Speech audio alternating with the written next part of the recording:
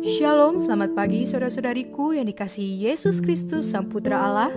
Kita bertemu lagi dalam Renungan Pagi yang dibawakan oleh Pendeta Trison Ginting dengan tema khas Bersama Allah di Waktu Fajar. Semoga firman Allah bersama Anda sepanjang hari. Selamat pagi saudaraku, renungan kita pada pagi hari ini Rabu 16 November 2022 dengan judul Dia Tidak Akan Gagal. Ayatnya terdapat di dalam Yesaya 42 ayat 4. Ia sendiri tidak akan menjadi pudar dan tidak akan patah terkulai sampai ia menegakkan hukum di bumi. Segala pulau mengharapkan pengajarannya. Kristus mengetahui semua yang disalahartikan dan disalahgambarkan oleh manusia. Anak-anaknya sanggup menunggu dengan kesabaran dan keyakinan yang tenang betapa dihina dan dianggap rendah pun mereka itu, karena tidak ada rahasia yang tidak akan dinyatakan. Dan mereka yang menghormati Allah akan dihormati olehnya di hadapan manusia dan malaikat-malaikat. Habel, orang Kristen pertama dari anak-anak Adam, mati syahid. Henok berjalan dengan Allah dan dunia tidak mengenalnya. Nuh diejek sebagai orang-orang fanatik dan seorang yang membuat gelisah. Orang-orang lain membiarkan dirinya disiksa dan tidak mau menerima pembebasan supaya mereka beroleh kebangkitan yang lebih baik. Pada setiap zaman, para utusan pilihan Allah telah dicela dan dianiaya. Namun lewat penderitaan mereka, pengetahuan akan Allah telah disebarluaskan. Setiap murid Kristus harus terjun ke dalam barisan itu dan melaksanakan pekerjaan yang sama, karena ia tahu bahwa musuhnya tak dapat berbuat apa-apa menentang kebenaran, tetapi justru untuk kebenaran. Allah bermaksud supaya kebenaran dinyatakan dan menjadi pokok ujian dan diskusi, bahkan melalui hinaan yang diberikan kepada kebenaran itu. Pikiran orang harus digerakkan.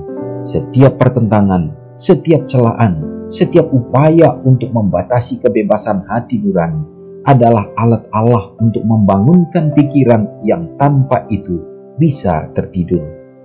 Kristus tidak akan pernah meninggalkan jiwa yang untuknya dia telah mati. Orang bisa meninggalkannya dan dijejali dengan pencobaan, tetapi Kristus tidak pernah dapat meninggalkan orang yang untuknya dia telah membayar tebusan dari hidupnya sendiri. Sekiranya pandangan rohani kita dibangunkan, kita akan melihat malaikat-malaikat terbang cepat untuk menolong orang-orang yang dicobai ini, bagaikan orang di tepi sebuah tebing curam.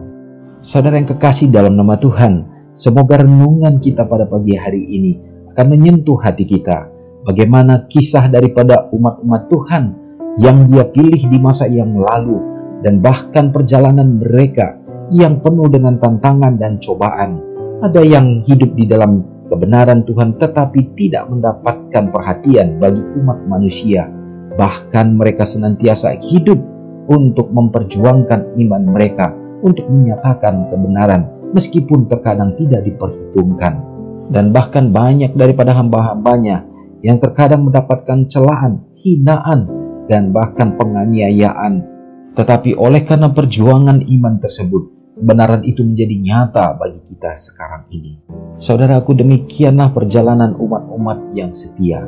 Sama seperti firman Allah katakan, setiap orang yang mengikut Yesus Kristus pasti akan menderita aniaya. Tetapi oleh karena itu, kebenaran akan dinyatakan kepada setiap orang, sehingga melalui pekabaran itu, maka banyak jiwa yang akan dipersiapkan dalam menyambut kedatangannya. Semoga kita adalah salah satu di dalamnya yang akan mengambil putusan untuk dapat menjadi alat-alat kebenaran Tuhan dalam memberitakan kasih-Nya. Mari kita sama-sama berdoa. Allah Bapa yang bertahta dalam kerajaan surga, terima kasih ya Tuhan. Kami dapat menghirup udara yang segar di pagi hari ini. Kami dapat menikmati kembali cahaya matahari menjadi satu kehidupan yang baru untuk kami dapat memiliki kesempatan lebih mendekatkan diri kepadamu saja. Terima kasih pekabaran yang menguatkan kami lewat renungan ini, bahwa kami adalah anak-anak Tuhan yang Engkau pilih. Begitu banyak rencana, rancangan yang Tuhan kehendaki untuk dapat terjadi dalam kehidupan kami. Dan semua itu ya Bapa, biarlah hanya menjadi kehormatan, kemuliaan bagi nama-Mu saja. Berkati umat-umat-Mu ya Tuhan, supaya kami dapat menjadi terang, menjadi garam dimanapun kami berada, dan hidup kami selalu memuliakan Engkau. Terima kasih Tuhan, peliharakanlah umat-umat-Mu dalam kehidupan secara pribadi, demikian juga dalam keluarga. Kami memohon kehadiran-Mu akan hadir, menjadi guru dan menjadi penopang bagi kehidupan rumah tangga, sehingga tercipta Eden yang kecil di dunia ini ya Tuhan. Memberkati anak-anak dalam pertumbuhan mereka, di dalam pendidikan, dan meraih harapan cita-cita mereka. Biarlah semua itu dapat dicapai hanya untuk menjadi kemuliaan bagi-Mu.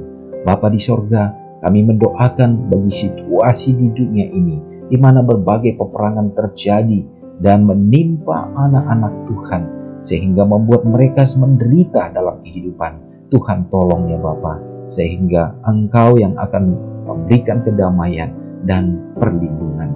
Berkati bagi umat-umat-Mu yang berada di dalam bencana alam, Tuhan juga menolong. Dan biarlah ya Tuhan, melalui peristiwa-peristiwa itu pun tidak akan membuat iman semakin surut, tetapi menambah kekuatan bagi iman. Oleh karena kami percaya inilah pertandaan zaman. Oh Bapa yang baik, terima kasih. Terpujilah Engkau, semoga kami selalu diteguhkan dan dikuatkan. Mohon ampun dosa kami Tuhan, karena doa ini Hamba serahkan hanya di dalam nama Yesus yang sudah menjadi juru selamat kami. Amin. Selamat pagi, selamat beraktivitas. Tuhan Yesus memberkati. Ingatlah Matius 5 ayat 13-16. Biarlah kamu menjadi garam yang mengasinkan dan terang yang menyinari kehidupan orang lain. Jangan lupa subscribe, like, dan share ke seluruh dunia.